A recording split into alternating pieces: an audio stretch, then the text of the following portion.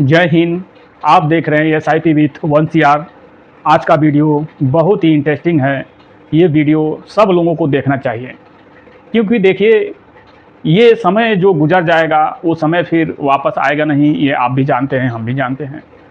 लेकिन बहुत सारे लोग टाइम पास कर देते हैं, अनाप शनाप वीडियो देखते हुए स्क्रॉल कर देते हैं, टाइम कर देते हैं, ख़त्म कर देते हैं टाइम। देखिए टाइम नहीं ख़त्म करना चाहिए। अपना एक कीमती टाइम बहुत ही मूल्यवान होता है। एक एक पल का बहुत ही महत्व होता है टाइम का। तो इसलिए टाइम गंवाना नहीं चाहिए। इसलिए हम भी आपका सोचते हैं कि आपका टाइम खर्च जो हो तो सही जानकारी हो। देखिए ये फाइनेंशियल का चैनल है, तो मैं वही बताऊंगा जो आपको आगे फ्यूचर में काम आएगा, जो आपको आगे फ्यूचर में प्लानिंग सोच सकते हैं, वही मैं बताऊंगा। और कोई नाच गाना तो हम कर नहीं सकते हैं कि आपको खूब इंटरेस्टिंग लगे और खूब वीडियो आप देखें नाच गाने वाला या AI कंटेंट वाला। ये सब तो वीडियो है नहीं, फाइनेंशियल का वीडियो है। बहुत सारे लोग नहीं देखते हैं, बोलते हैं कि ये सब फालतू है, ये है, वो है, तमाम तरीका का लोग सोचते हैं। खैर अपनी अपनी सोच, अपनी अपनी समझ करने का बेस्ट टाइम और बेस्ट एज जो है आपको बताते चलें कि 20 से लेके और 30 के बीच में होना चाहिए बेस्ट ये टाइम। क्योंकि ये 20 से 30 एज में टाइम मिल जाता है। टाइम इसलिए मिल जाता है कि अभी शादी किसी का हुआ रहता है, किसी का शादी नहीं हुआ रहता है, लेकिन फिर भी वो उतना आगे तक आदमी सोच नहीं पाता है। 20-30 के एज में उतना आगे तक सोच नहीं पाता है। यदि वही इस एज में धीरे धीरे यदि शुरुआत कर दे, कोई 500 रुपया से शुरुआत कर दे, 1000 से शुरुआत कर दे, जो करके और ये तैयारी करना चालू कर दे, तो आप जानते हैं कि वो एज उसका जब ओल्ड एज होगा, यानी इस एज में जब वो आदमी होगा तो कितना वेल्थ बना देगा, शायद उतना बना देगा जितना वो पूरा अपने लाइफ में कमा नहीं सकता है, उतना वो वेल्थ बना देगा। और मेरा वीडियो यदि आप लोगों को अच्छा लगे तो सब्सक्राइब कीजिएगा और लाइक तो दबा के ठोकिए, लाइक एकदम दबा के ठोकिए और कमेंट कीजिए। तो निवेश करने से पहले 7 आसान स्टेप आप जान लीजिए, तभी आपको इन्वेस्टमेंट करना चाहिए। आसान स्टेप दिए गए हैं जो आपको सही इन्वेस्टमेंट की शुरू करने में मदद करेंगे। 7 तरीके जो है उस तरीके से आप करेंगे तो आप सफलता आपको मिलेगी ही मिलेगी। तो चलिए पहला हम जानते हैं फाइनेंशियल गोल। पहले फाइनेंशियल गोल का मतलब होता है, कोई सोचता है, मान लीजिए अभी शादी नहीं हुआ है या शादी भी हो गई है, तो सोचेगा कि हम किस लिए कर रहे हैं, आखिर इन्वेस्टमेंट करेंगे तो किस काम के, किस पर्पज़ के लिए करेंगे। तो पढ़ाई के लिए करेंगे, टेबल के लिए करना है, घर खरीदना है, रिटायरमेंट फंड तैयार करना है, क्या करना है, किस लिए करना है। तो ये तो शायद हर लोगों का होता ही है। अगर पढ़ने वाले बच्चे हैं तो पढ़ाई का खर्च 4-5 साल में चाहिए ही चाहिए। कहीं बाहर टूर पे जाना है तो विदेश ट्रैवल का खर्च, नहीं घर नहीं है, शहर में रहना है तो घर खरीदने का सपना, या सब कुछ है तो रिटायरमेंट का सपना तो रहता ही है। तो ये चीज़ पहले गोल सोच लें क्या करना है, उस हिसाब से इन्वेस्टमेंट करना चाहिए। तो और अदरवाइज आप ऐड कर सकते हैं, मैं चार्ट ऐड किया हूँ। दूसरा है बजट बनाएं और सेविंग शुरू करें अपनी इनकम से। जो भी आपका इनकम हो, मान लीजिए आप 20 साल के हैं तो आपका 20 का एज है, तो आप कमाते तो होंगे नहीं, कुछ लोग कमाते भी होंगे, कुछ लोग नहीं भी कमाते होंगे, फिर भी 500 रुपये से चाहें तो इन्वेस्टमेंट कर सकते हैं। देखिए मैं एक एजुकेशन पर्पज़ से ये वीडियो है, आपको बस समझना है कि कम समय में जब आप चालू करेंगे तो आप फास्ट ग्रो होंगे। आपके आने वाले समय में जब आप 50 के हो जाएंगे, 60 के हो जाएंगे, तो वही आपको आज के समय जैसा सोचना नहीं पड़ेगा। तो देखिए कम से कम अपने आमदनी का जो भी आप कमा रहे हो, नहीं कमा रहे हो, जेब से ही अगर बचा रहे हो तो जेब से ही 10 से 15%, 20% तक आपको कम से कम सेव करना चाहिए। देखिए अपना अपना समय होता है, अपना अपना गोल होता है, अपना अपना सोच होता है। मैं किसी के फ्यूचर के बारे में कुछ कहने का अधिकार हमको नहीं है, लेकिन बताना तो अधिकार तो है ही है। तो देखिए खर्च जो है कम से कम, जो ज़रूरत नहीं है, मान लीजिए ऑफ़र, बहुत सारे ऑफ़र होते हैं, 1 पे 2 फ्री, 1 पे 3 फ्री। आजकल जानते हैं कि फ्री में कुछ मिलने वाला है, फ्री में एक आप सोचेंगे तो कुछ भी नहीं मिलने वाला है। फ्री में सुई तो मिलेगा ही नहीं, और छोड़िए बहुत छोटी चीज़ कुछ भी फ्री में नहीं मिलता है। बस एक लुभावना बात होती है आपसे पैसा निकलवाने का, तो फ्री 1 बाई गेट 1 फ्री ये सब रहता है, लेकिन वो कुछ भी फ्री नहीं है, सब आपको देना ही है।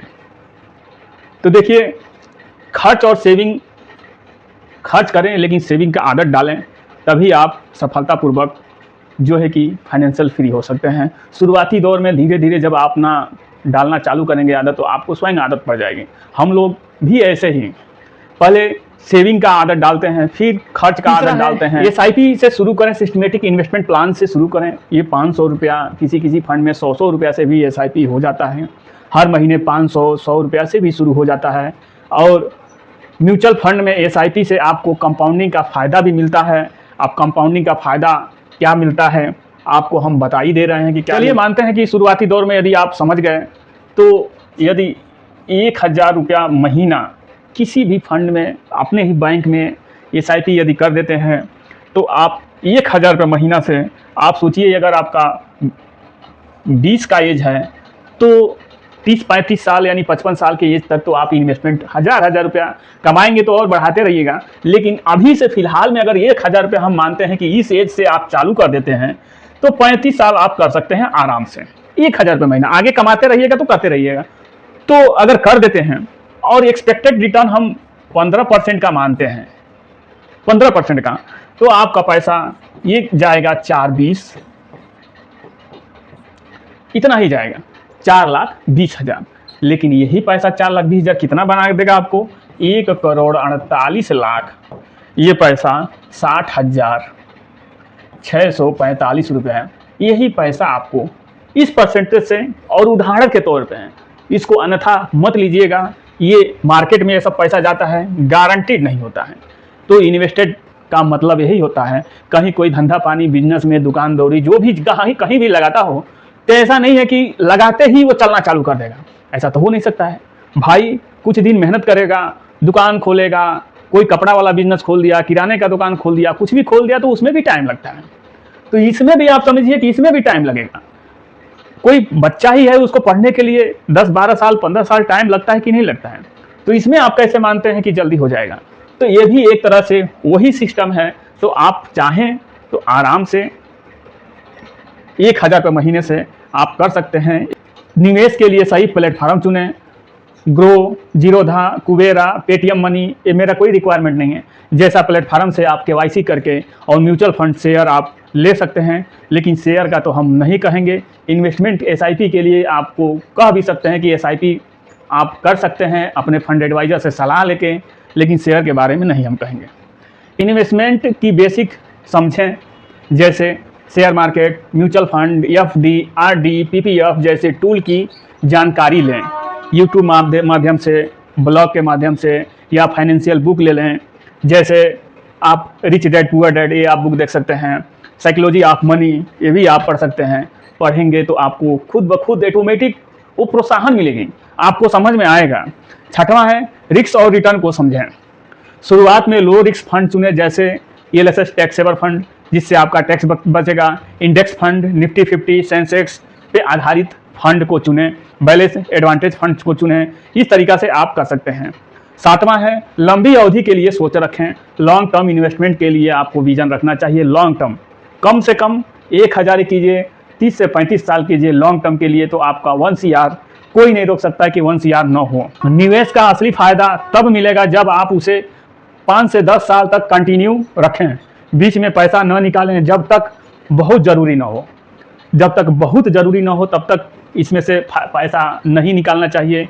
और आप समझेंगे कि क्या न करें। भाई फ़ायदे के लिए तो इतना गिना दिए हैं, क्या नहीं करना चाहिए उसके लिए भी तो जानना है। बिना जानकारी के शेयर न खरीदें। क्रिप्टो या गारंटी वाले स्कीम में न फंसें। लोन लेकर कभी निवेश न करें। ये शख्स बहुत ही ये महत्वपूर्ण है। बहुत सारे लोग नशा छा जाता है, जब शेयर मार्केट में जाते हैं तो नशा छा जाता है। अब उनको नशा हो जाता है पैसे का। बैंक से लोन लेंगे, कहीं क्रेडिट से लोन ले लिए या किसी से उधार ले लिए और शेयर में डाल देंगे, बाद में शेयर गया, उनका पैसा भी गया। अब वो पैसा तो बिना निकले हुए पैसा तो नहीं जाएगा, लेकिन कब तक वेट करेंगे? या कहीं से पैसा ही लिए, बैंक से ही पैसा ले लिए, 8-10% का इंटरेस्ट पे पैसा ले लिए और उसको EMI भी चुकाना है, और मार्केट कब तक उसको देखेंगे कि मार्केट अब उठेगा, अब उठेगा, अब उठेगा। सालों साल ऐसा ही गिरता रह गया 2-3 साल, तब तो फिर उनका EMI भरते जाएगा और उसके बाद जो होगा वो तो भगवान भरोसे। इसलिए कभी भी लोन लेके कोई काम ना करें, यहाँ तक कि क्रेडिट कार्ड भी न लें तो ठीक है। ये मेरे छोटे भाइयों और बड़े भाइयों के लिए था मेरा वीडियो। यदि आप लोगों को थोड़ा सा भी कुछ इन्फॉर्मेटिव लगा हो तो लाइक कीजिए, सब्सक्राइब कीजिए, कमेंट कीजिए। मिलते हैं एक अगले नए वीडियो में। जय हिंद, जय भारत।